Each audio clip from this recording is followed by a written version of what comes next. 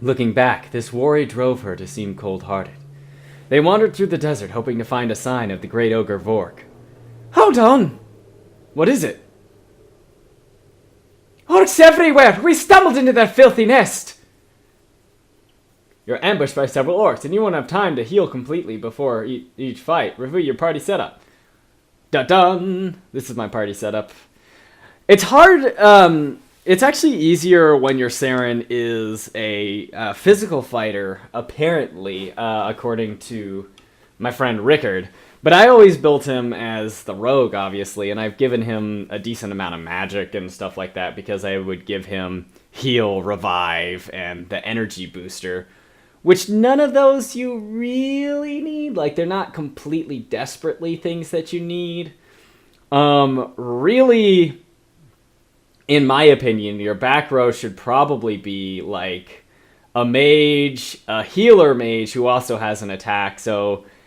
all the mages can get heal, I just never gave it to them because I gave Saren heal instead, which worked okay. Not great, but okay. But I would say a mage, a rogue, either Dora or Ray. Myrth, or somebody that you gave healing to. I did Draco, Shambara, and Saren in back row, which not necessarily the best strategy, but I made it work in my favor. I did a lot of, what's the word? I did a lot of management, and I leveled them like crazy, so it worked out in the end. But and then in your front row, you mostly want your fighters. Loren is kind of a given. From there, it depends. Karen is apparently a really good pick to have in the front row. They were no match for... Watch out, my grace! There are more coming this way! Karen is apparently a pretty good pick, and I think there's a segment in the final chapter where you can choose to go with Karen instead of Loren in the party, and if you do that, it's only Karen, Saren, and Breza. So you'd have to have leveled Karen up for that, which I did not do. I failed miserably at that when I was recording that, so I had to reload. But it happens, it happens. It's kind of a thing, it's a thing. It's a thing that exists and happens and all that. What's the word that I'm looking for? I don't even know. What is the word I'm looking for right now? Oh, right, yeah. So I'd say, like, Loren and Karen, if you want to keep all your options open. And then your final spot, I would say either Ramas or Amukiki. Me, I used Loren, Ramus, and Amukiki. Amukiki does a little less damage than Ramas, but he's got a little more defense with the shield. At least that's the way it should work. I don't know if that really did work or not. And Ramas has more attack power because he wields the double axes. That's my personal favorites. My personal team was Loren, Ramas, Amukiki, and Saren, Shambara, and Draco for pretty much the whole time. This is one of those games where it is just a little better to pick a party and stick to it. There are a few times when you have to use certain people, like Dora or Amukiki, and then for the personal quests, you have to use each individual character for those, which is a little difficult, but it's not bad. It's not bad. And let's level you guys up here, because we beat the orcs, because we're awesome like that. Toughness, good. Good. It looks like the way is clear now. The party approached a cavern. Bones were scattered outside haphazardly, and a noxious smell was pouring from the mouth of the cave. This has to be the ogre's den. All right, you slimy, scruffy piece of good dog. Show yourself so we can dice you. As expected, a loud grumbling escaped from the cave, followed by heavy footsteps. The stomping ceased. You're gonna wish you hadn't said that. Ramas shuffled backwards, his axe clutched closely. Orcs piled out, and Vork, the ogre, finally stepped out. Die! Boss fight. Vork. So this is a different boss fight. that you only get on the elf path instead of what you get on Apollomesho, the human path. The sword that Loren's going to find is also going to be different. It's actually the Hawk Blade instead of the Emperor Blade, which was kind of interesting for me. I didn't realize it was going to be a different sword. I thought they were just going to shoehorn in the same sword depending on the path. It makes me wonder if, like, in Loren the Amazon Princess 2, like, if they have some way of transferring your save, like if Loren or Saren has to obtain the second legendary sword for the new threat that they have to defeat or something. I'm not entirely sure about that. I mean, you know, it's kind of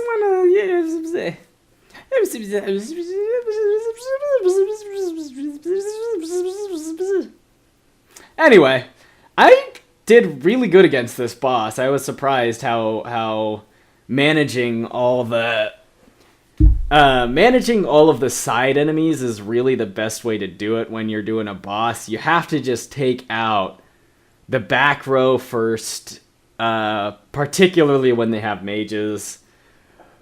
Follow it up with, you know, Loren and the frontline attackers. You should always have them attacking, you know, the side enemies first before they deal with the main enemy, which is the boss usually. And usually the boss ends up in the back row in most of the boss fights, so you have to take care of the front row before you can even get to the boss. But you got to be careful about taking care of the front row, because if you spend too much time on the front row and you let the mage do its thing, it's just going to heal everybody. Cure-alls will be the death of me. I swear to God, those enemies that use Cure-all just drive me nuts. And come on, beat fork, beat fork, beat, beat, beat. Yes, you did it, Dora. You did it. Good job, Dora. You are the victor. And I'm just going to level these guys up real quick. Boom, boom, done. And Vork is dying. The ogre stumbled, leaned, and finally fell to the ground with a dying gasp. Dora cheered and ran up to kick his head. Big Bully, how's it feel being dead? We defeated Vork. Hooray! More level ups. Grab some points. Grab. No, go back and get concentration. Yeah, that's right, me. You better do that. Go grab the arrow rain. Yeah, I like arrow rain. Alright, done. Now we need to bring proof to Tobaar, and then he'll tell us where that Mesphit is hiding. Where is my sword? Pardon? I only have one sword. The other... She groaned, recalling her first blow on the ogre, impaling it deep in its chest, which had just fallen straight onto. Which had fallen just... so much for that sword, Loren. Sorry. This thing ate my sword! She's pissed. Sword, you say? There's a bunch over there. Over here. Over here? There? Ramas revealed the orcs' horde just inside of the cave, littered with armor and remnants of their victims. Fine, I did not care for that one much anyway. Loren rifled through the discarded weapons, dismissing most of what she found. That was until she saw something. She pulled it out of the pile. It seemed to fit in her hand perfectly. The sword shook and started to glow brightly.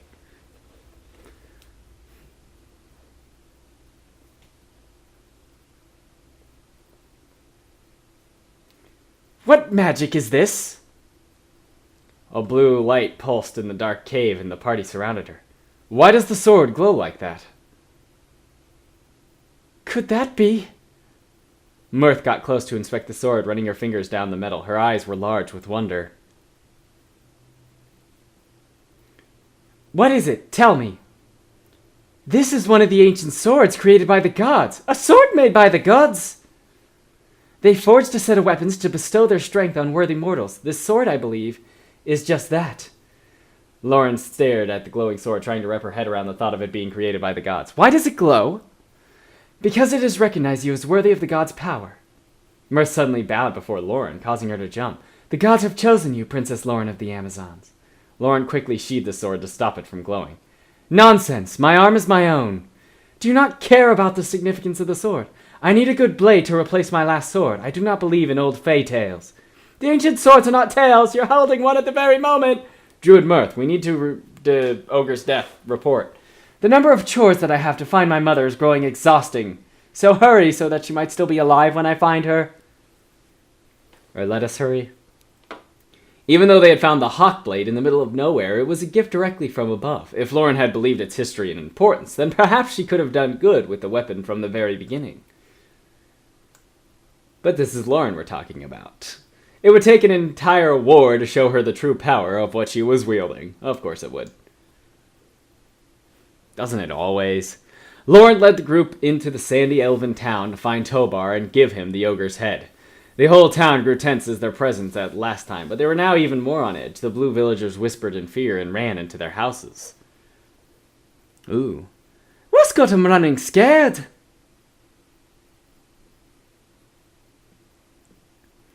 Maybe they don't like seeing ogre heads, huh? Is that? And then it became clear why the mood had changed. A group of tall, heavily armed dark elves surrounded Tobaar in the middle of town. Myrth gasped, recognizing them immediately. That's them. Bum bum. The rogues? Good. I've grown weary of chasing them. Loren pulled out her swords quickly as the group approached the rogue elves. They noticed the party and immediately drew their own weapons. Elder Druid Myrth. I don't know who said that. Oh, it's Mesphit. It's revealing himself to be the leader. Mesphit! You're far away from home. Look at what you have made me do, to what lengths I must go to find peace. The forest has blah blah blah. It will never end, not as long as my people are rotting under the desert sun. That is the way things must be. No! The dark elf growled harshly, consumed by some greater rage. His anger seemed almost out of control. Things will change. They will change right now! Mesphit loaded his bow and aimed it right at Myrth.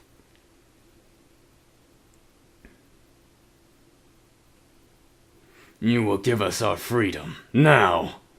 Myrth trembled under his aim, knowing full well that he could fire a mortal shot before anyone could stop him, with the rest of his gang poised to fire as well. The entire party could... Mesphit, I cannot... You know that.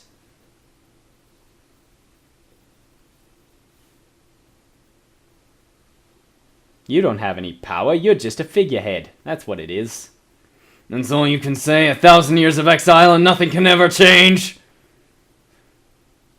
He is angry. Yes, he is.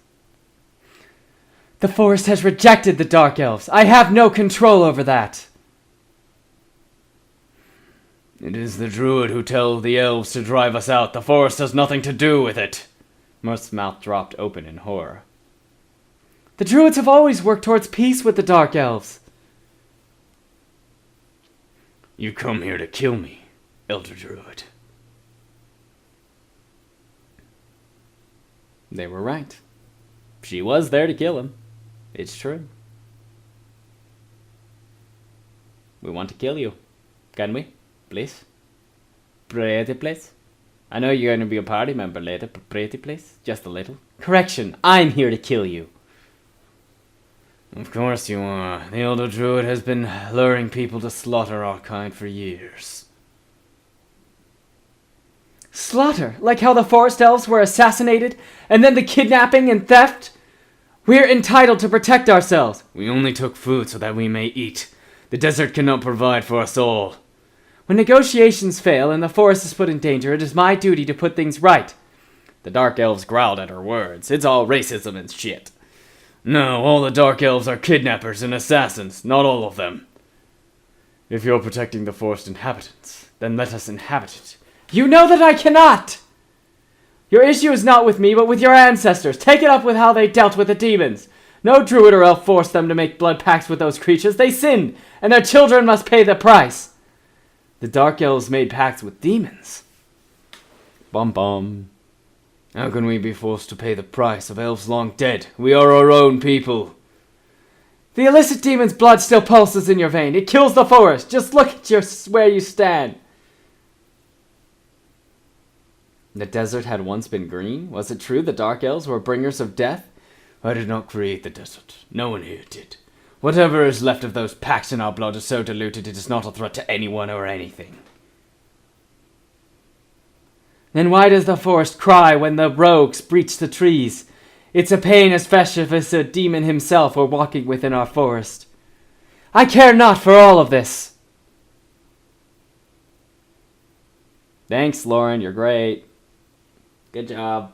Let's just fuck around with the fucking political racism debate. Yeah, good job, Loren. Yeah, that's something you want to be involved in. Myrth needs some peace and quiet to do her divination for an extremely important matter, and whoever's disturbing the forest needs to stop. The Dark Elves need to stay out of the forest for a while at least. We haven't ventured into the forest in weeks. What? Druid, how do you explain that? It's this village. The village? But it's not in the forest. It's close enough to be felt. I can even feel the forest from here. This town has been here for generations. I don't know what to say. Only lately has the forest been this upset. Yet we were ambushed by Dark Elves and I felt nothing. But I know I felt demons before. Every time I feel that pain. With Mesphit. If what she's saying is true, the Dark Elves don't upset the forest. It's just Mesphit. Oh, look, he turned blue. Bluer. all I have done is for you.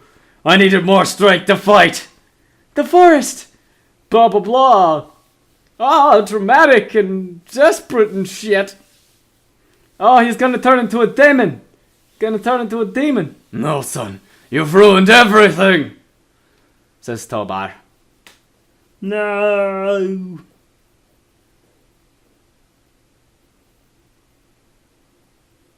Review your party setup before proceeding. Let's fight. Woo!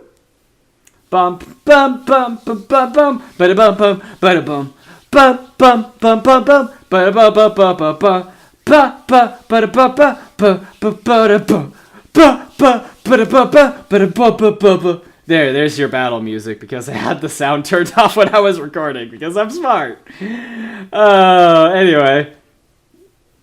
This path is interesting. It's different from the Apollomesha one. I wouldn't say either or is the better one. In fact, it's kind of interesting. You don't really care, but I think it's because you meet the people beforehand. Like, on the human path, I came to know Apollomesha and Amukiki, and they weren't the greatest of people. And now on this path, you meet Ray and Myrth, and they're not the greatest of people. So it's like... It's kind of interesting. I mean, it's kind of hard to understand, but in the same breath, it's like, oh, I see. It's kind of a weird little thing that people don't get it. But oh, hey, we beat Mesphit. Nobody is good, is what I'm trying to say. Everyone has their problems. He is bleeding. He is bleeding a lot. Bleed, bleed, bleed. Bleed, bleed. Blood. Blood. My people need justice, says Mesphit, as he drips blood dramatically onto the desert. He coughed and fell into the ground, his wounds turning the sand red. The only sound was the howling wind as everyone waited for Loren. No! The elder Drock druid hobbled and fell by Mesphit's side, cradling his head closely. The rogue leader could barely keep his eyes open, but tried. Father! I won't let you kill my son and shit. I am a dramatic Tobaar elf. Yes, I'm playing with something. I can't stop. I'm here. I'm so sorry. Stop crying. Look at you. You're everything we've strived to erase.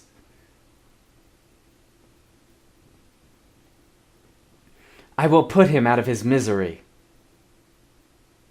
Tobaar quickly shot a desperate look at Loren, knowing that his son was in pain and that he had done wrong, but also still clutching tightly to him. Saren felt a hand on his leg, and he looked down to see Myrth struggling to stand. She whispered something under her breath, but he could not hear her. Instead, Saren helped her to stand. Wait. Her hoarse voice was much clearer now. Saren, blah blah blah. Myrth limped towards Mesphit and Tobaar. "Forgive me." Her hands began to glow as she attempted to heal him. "You must live. Fight the calls of the demon inside you. Do not let it consume you." Fight it, son. Mesphit did not seem to be recovering. He just coughed and wheezed, losing a lot of blood. Saren rushed over and started healing as well. Together, the healing magics undid everything the party had just inflicted upon him, and his wounds closed. "He will live, but it will take time for him to recover completely." You saved him, says Tobaar. "Everyone deserves a second chance." She and Tobaar exchanged a look, not of understanding or trust, but of compassion. The sun began to set over the desert town. Hooray! We did it. Stop, Mesphit. Level ups. What am I gonna do? I'm probably just gonna update strength and skill and shit. Later on, I started distributing the points a little bit more between things, a little tiny bit, but really you just need to focus on your main stat for each character, which is strength, skill, or will, because that's their damage dealing. You want to put a little bit into the other stats. I'd say eventually you want at least all of them to be above 10, because they affect how much points they get. Like for Ramas, for example, he would get more magic points with will, and so when you do give him abilities, mutual trust was still a long way off. Myrth saved Mesphit that day out of guilt and pity, but it was the first movement for peace between the forest and dark elves in 100 years. It was enough to restore hope, and that's all that matters. Myrth asked that Mesphit was taken away from Tobaar's village to recover so that the forest could not sense him anymore. In return, Tobaar asked for an alliance and the exile of the dark elves to end. Myrth promised to begin negotiations, but it would take a long time. The party went back to the heart of the forest and the forest village. It would take several days to repair complete isolation, so Loren was left to wait. Oh, look, we have to wait now. Yay! Except not really, because I'm just gonna head it. And I'm just gonna jump ahead to where I've already taken care of things after things. Yep. Edit.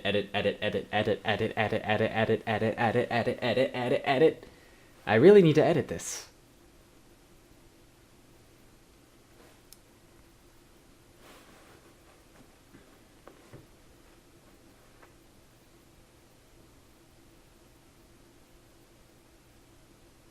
The party was well rested and fully prepared to travel again. Loren was anxious to find her mother, but the elves warned her not to disrupt Elder Druid Myrth's divination ceremony, or it would be ruined. After the longest several days of her life, Loren was finally approached by Myrth herself. The druid smiled warmly.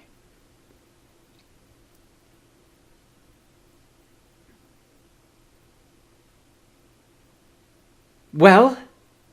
asked Loren. "I have seen her," replied Myrth. Loren's heart jumped and she rushed towards Myrth with eagerness. "She is in a swamp, the swamps north of Grimoire. She was with a man." "A man? My mother travels with no men." "That is what I saw," said Myrth. Loren concluded that her mother was being held captive by this man, and there was no time to lose. "I must leave immediately." She walked away from Myrth without another word. The druid squeaked from being left behind and hurried after the princess. "Please wait, there is much to discuss." Saren walked up and saw the druid chasing his mistress. "What's going on?" "Saren, good. Be prepared to leave shortly. I will tell the others." Okay. "Princess Loren!" Myrth is trying to get her attention. It is not working. Because this is back when Loren only had eyes for women and her mom. "She's already heard what she needed to hear and will listen to nothing else." "How was your divination process? Have you recovered?" The elder druid smiled from the unexpected concern. "Oh yes, it went very well, thank you." "What did you need to tell her? I will pass it on for you." "It's the sword, the hawk blade." Saren shifted to give Myrth his full attention. The revelation of the sword. "We found it in such a hurry that I don't believe she realizes the importance of the weapon.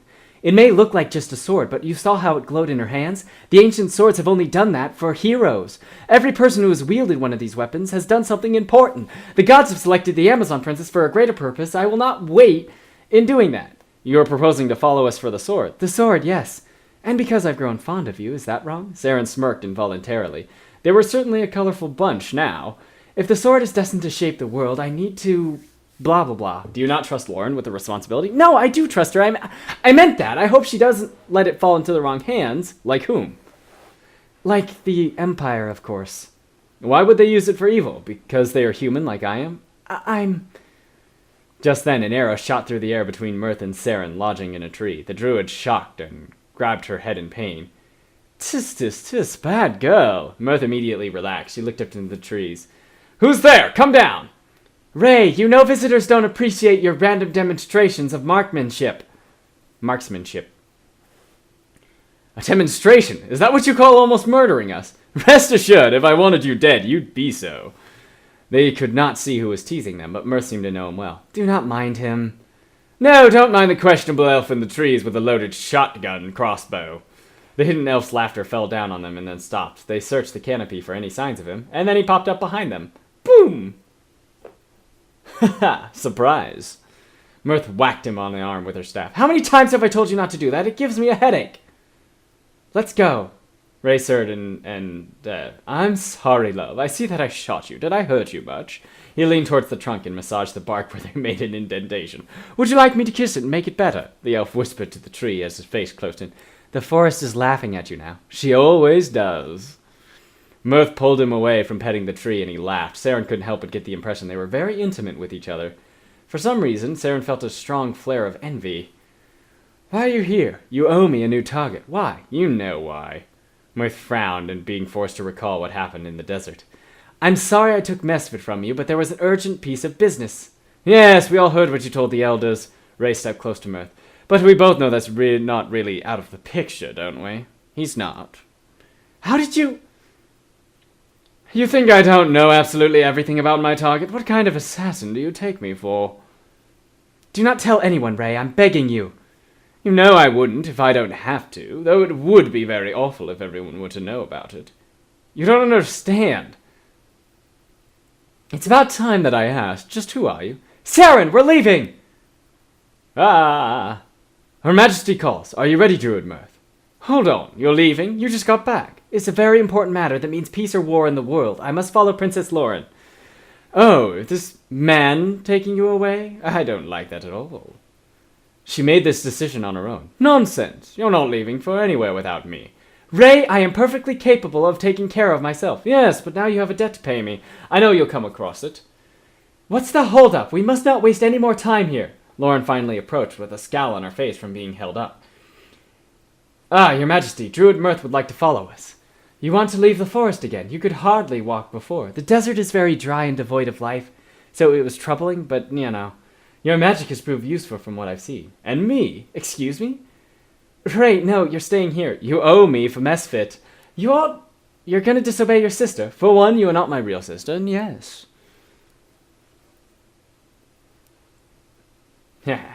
And what about an elder druid? Maybe. This is not a vacation. We are headed straight for the unforgiving swamps. Ray's eyes seemed to sparkle from the destination. Princess Loren, this elf is an unparalleled assassin and archer, and he will be great help to you. And now he's going to join our party. You seem like a strong woman, capable of giving me plenty of exciting prey to hunt. I would be honored to travel with you. If it makes us go quicker, fine. Now let's go. My mother is in danger, and we should not forget that again. And we're heading to the swamps as quickly as we can. There's no time to spare. Ray joined the party. Level up Ray. Give him lots of things.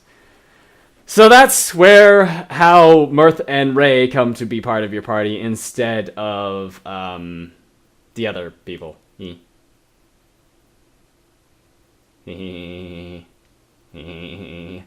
Okay. Cold blood, cold-blooded, cold blood, cold-blooded, cold blood, cold-blooded. I seem to be having trouble figuring out what I'm going to do with it. Nope, I figured it out. Alright. Loren would realize that her hurried approval of Ray's company would come back to haunt her as she now surrendered herself with yet another man who seemed to try his best to grate on her nerves. Still, he had more tact and intelligence than Draco could ever muster, making him obviously more pleasant to have around. Ray and Myrth would reveal themselves in time to be step-siblings raised by the same druid elder. His parents had been killed by dark elves, and that's why he hated them. Knowing the dark elves played such a cruel role in their lives explained their initial hostility towards them. You now have more than 6 party members. Only active party members gain experience from the fights. It's up to you to decide. You can keep the same party members throughout the whole game, or change them, deciding on which character you want to level. Hey, this is RPGatWill. I hope you liked this episode of Loren the Amazon Princess. If you want to check out some of my other material, you can click on my channel link below, or you can even subscribe if you'd like. I like to do some silly songs on the side, along with my RPG work. If you want to see some more group-oriented stuff, there's another channel called Gaming Idiots TV that I take part in. That's where we do all our group stuff, so I'll provide a link below if you want to check it out there. See you next time.